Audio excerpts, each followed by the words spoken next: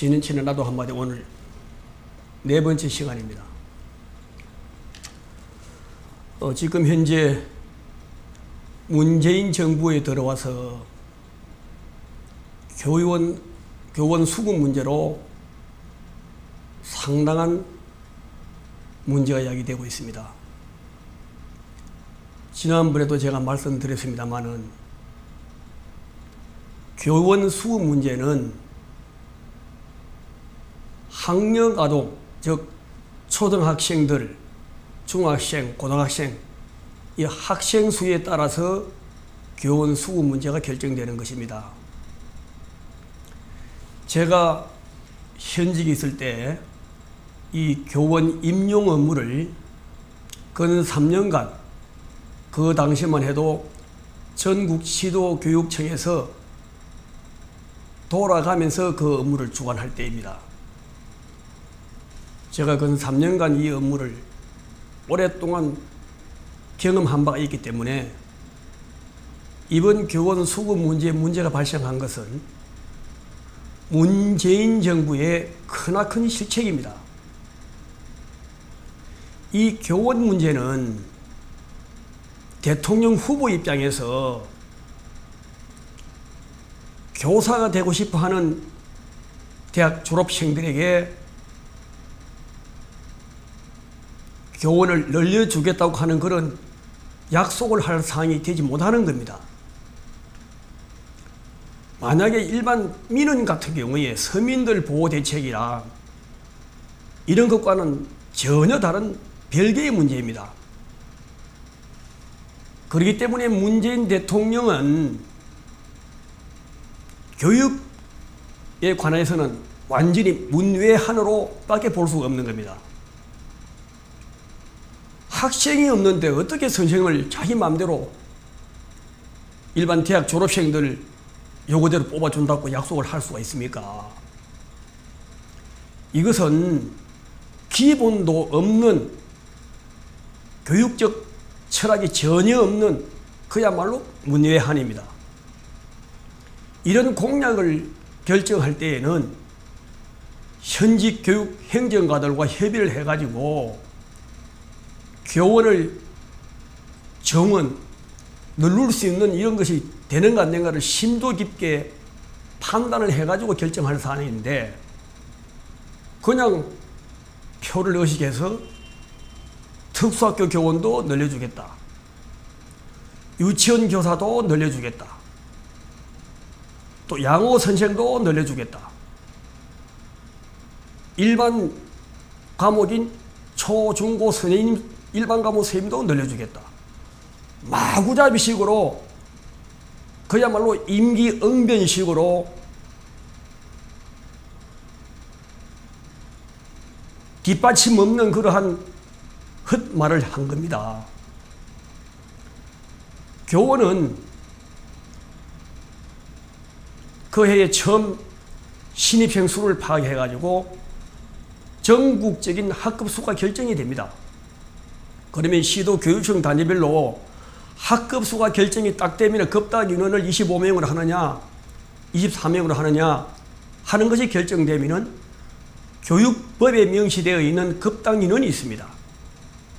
급당 인원, 급당 교사 정원 수가 있기 때문에 이것은 어떠한 것으로도 고무줄 자태처럼 많이 뽑거나 이래 할 수 있는 사항이 아닙니다. 지금 저출산 문제로 지금 출생 인원이 근 36만 명으로 근 40만 명을 밑으로 내려와서 근 10조를 쏟아붓고도 OECD 가입 나라에서 제일 꼴찌를 하는 나라가 우리나라입니다. 그리고 지구상에서 제일 먼저 없어져야 된다는 나라가 우리나라입니다. 이 저출산 문제가 심각한데도 우리나라는 저출산 업무를 전담하는 부서 자체도 지금 없습니다. 일본에는 저출산 장관이 있고 또 장관급의 저출산 담당 또 부처가 하나 더 있습니다. 그래도 지금 저출산 문제로 고민을 하고 있는데 우리나라는 이 저출산 업무를 전담하는 부서가 아직까지 장관도 뚜렷하게 나타나 있지 않습니다. 14개 장관이 소속되어 있는 저출산위원회라고 하는 곳에는 대통령이 상징적인 위원장일 뿐이지 아무런 효과가 없습니다. 1년 전에 그 당시 새누리당의 저출산 특별위원장이 이주영 국회의원이고, 그 당시 김무성 대표가 무슨 말을 했느냐 하면은 저출산이 해결하는 방법은 중국 동포를 데리고 오면 해결된다 라고 아주 철학 없는 말을 해가지고 신문에 보도되어 웃음거리가 된 일도 있는데, 전혀 이 저출산 문제를 정치인들의 아무 생각 없는 그러한 중국 동포를 데리고 오면 된다는 둥 회의 한 번 하고 나면 또 까맣게 잊어버리고, 근 1년 동안에 회의를 2번밖에 하지도 않으면서 예산의 10조를 탕진을 하고, 그런 상태로 추진하고서 출산에 대해서는 고민을 하지 않고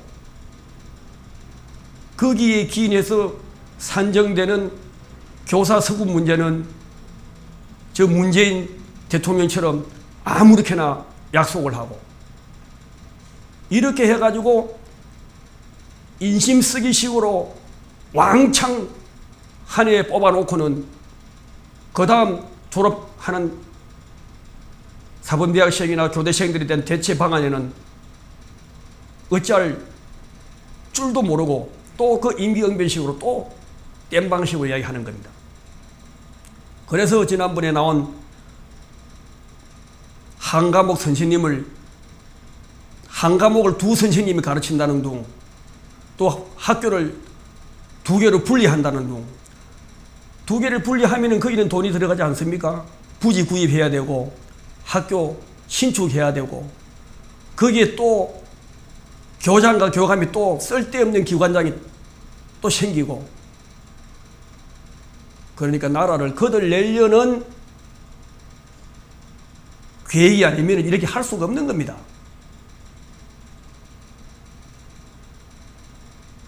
그리고 기간제 교사 문제는 정규 선생님들이 근무 중에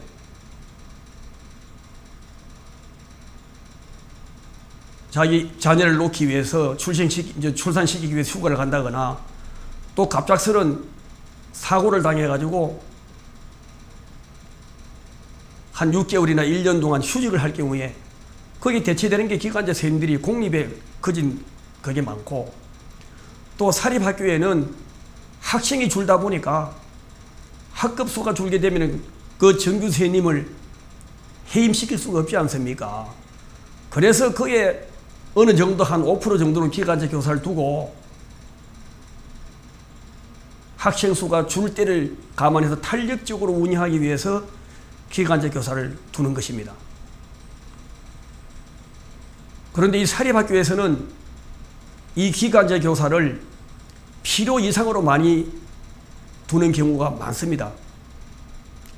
원칙은 내일 모레 그만두더라도 일반 학생들에게는 신분 보장이 되어 있지 않은 6개월짜리, 1년짜리, 또 2년 하다가 또 바뀌는 이러한 정도로 계속 갈아치우는 기간제 교사만들한테 수업을 받을 그런 임무가 있는 게 아닙니다.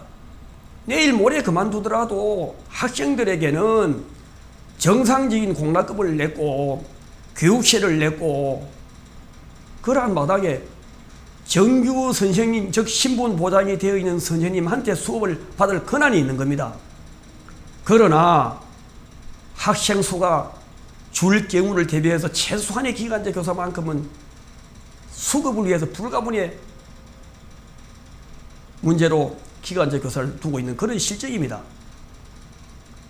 그런데 지금 일반 회사처럼 기간제 교사를 다 기간제 이 직원을, 임시 직원을 다 정규직으로 바꾸려 하면은 학교 같은 경우에는 그 예외일 수밖에 없습니다.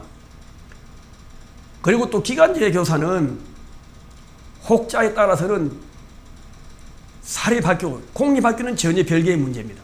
공립학교는 그야말로 분만 교사나 어떤 질병 그로 인해서 한 1년간 휴직하는 선생님을 대신해서 기간제 교사가 있지만은 사립학교는 몽창 통째로 한 2년, 3년, 4년, 5년, 6년, 7년, 근 10년간 기간제 교사를 두는 경우가 있습니다.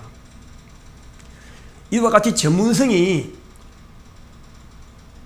뛰어나고 또 단연간 그 여러 가지 성실히 근무하는 선생님들은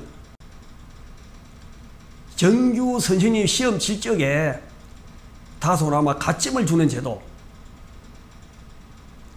기간제 교사로서 잘 근무하지 못하면 중간에 다 해임되지 않겠습니까? 그러나 열심히 근무했기 때문에 사립에서 근 10년간 이상으로 계속 근무하게 해주는 겁니다. 이와 같은 다양한 방법으로 초등학교는 예외고 중고등학교인 경우에 이와 같은 기간제 교사를 특별 채용하는 이러한 방안도 마련할 필요성이 저는 있다고 생각합니다. 그러나 지금과 같은 경기도 교육청의 정원이 668명인데 지금 임용되기다가 927명이고 우리나라에서 두 번째로 지금 제일 문제가 되고 있는 것입니다. 서울교육청 경우에는 현재 정원 105명뿐인데 997명이나 대기하고 있는데 어떻게 더 뽑을 수 있단 말입니까? 그러니까 그 당시 교육감들은 자기 환심사기용으로 신문 표현대로 말하면 그야말로 왕창 뽑아놔 놓고 이런 문제를 이야기하고 있는 겁니다.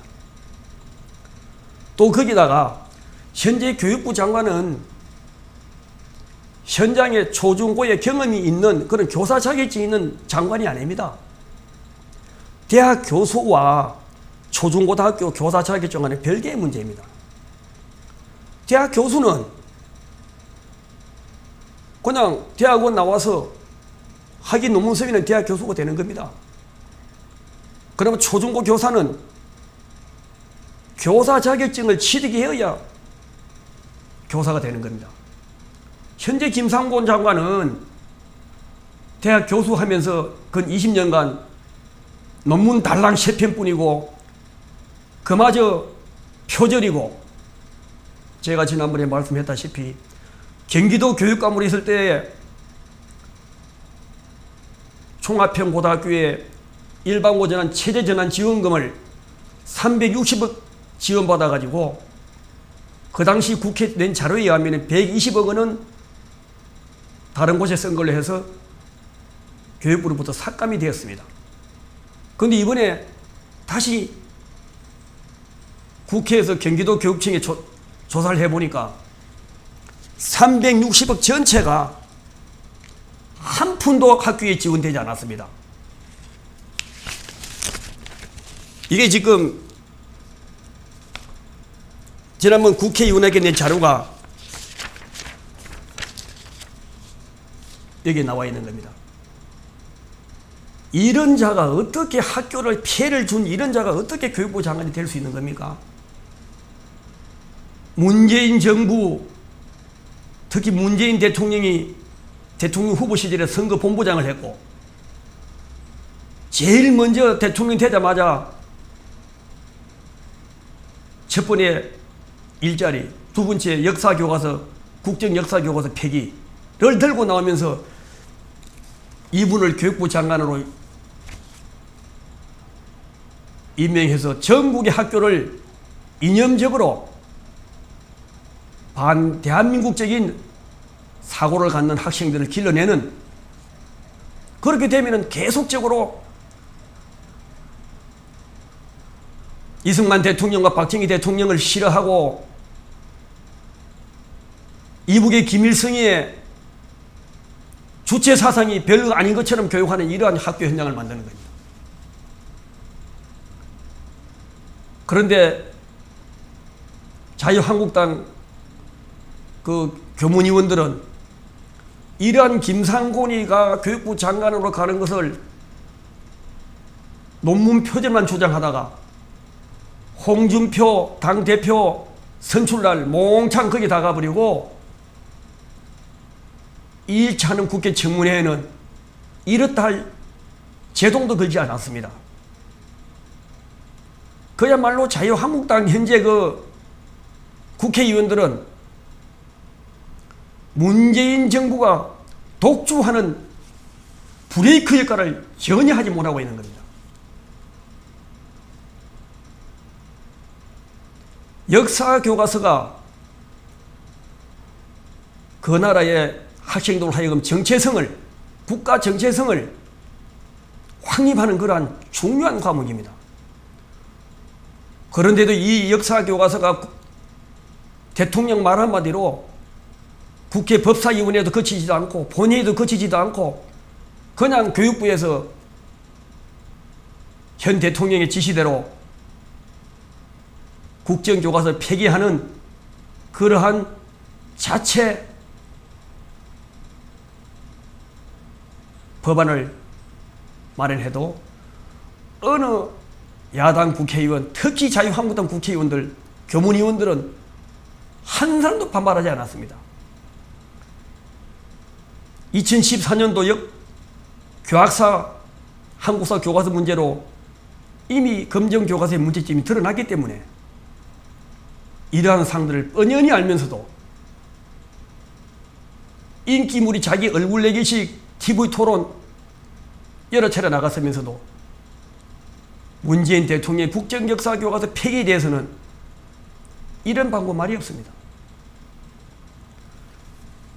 그래서 현재 김상곤 교육부 장관은 이념적으로 그 김상곤 교육부 장관 자체가 이념적으로 문제 있는 데다가 현 청와대 안에는 주사파 인연자들로 채워져 있고 법조계 역시 대법원장까지도 전교조를 법의 노조로 인정해 줄 수 있는 줘야 한다고 주장하는 사람이 또 대법원장으로 임명되게 됩니다. 그야말로 우리나라의 교육 현장은 이제는 자유민주주의 교육이 성숙되는 것이 아니고 아주 위험한 이념교육 체제로 반국가적인 교육으로 흘러갈 수밖에 없습니다. 그런데다가 지금 수능 과목 2021년 수능 과목에는 또다시 통합과학과 통합사회를 첨가시켜가지고 학생들로 하여금 과목 수를 또 늘려주고 또 일반 과목은 또 절대평가를 한다. 아주 혼란에 쌓이게 해가지고 학교 현장에서는 모두가 다 반대하고 있습니다. 한 교과서를 여러 선생님이 가르치게 되고 하는 이런 통합과 통합사회가 생기게 되면은 또 대학에서 전공하지 않은 선생님들로 하여금 또다시 다른 연수를 거쳐가지고 이 과목을 수업을 하게 되는데 그러면 부실교육이 되게 되어 있습니다. 여기에 역사 과목이 사회통합에 들어가게 되면은 우리나라의 역사 과목은 그야말로 아주 조그마한 분야밖에 차지하지 못하는데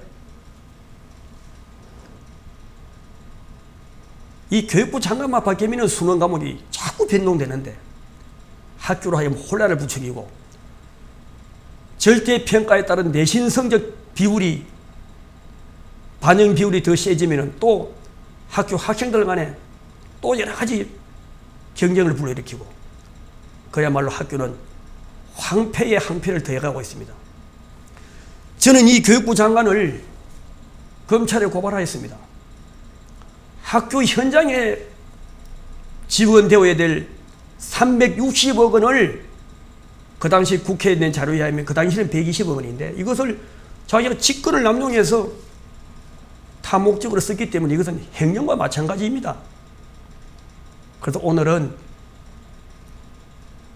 무턱대고 문재인 대통령은 표를 얻기 위해서 대학 졸업생들과 지키지도 못할 약속을 해서 내년도 교원 임용고사를 치는 초등교사, 중등교사, 유치원 선생님, 양호 선생님 모두가 다 지금 소용돌이에 휘말리게 하고, 또 수능 과목에 대한 2가지를 제안해서 이달 말 중에 결정하겠다고, 이 2가지 중에서 선택하라고 하는 아주 비민주적인 방법으로 수능 과목을 또 개편하려 하고 있고, 또 본인은 경기도 교육감 시절에 종합평고가 일반고로 전환되는데 학교에 지원토록 한 교당 10억에서 30억 원을, 총 360억 원을 몽땅 지원하지 않은 그런 문제적인 이런 사람이 교육부 장관을 하고 있기 때문에 오늘 이 3가지에 대해서 말씀드렸는데,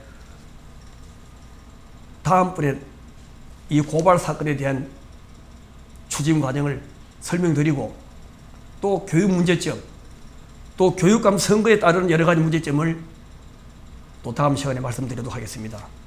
오늘은 여기까지 하겠습니다. 예, 감사합니다.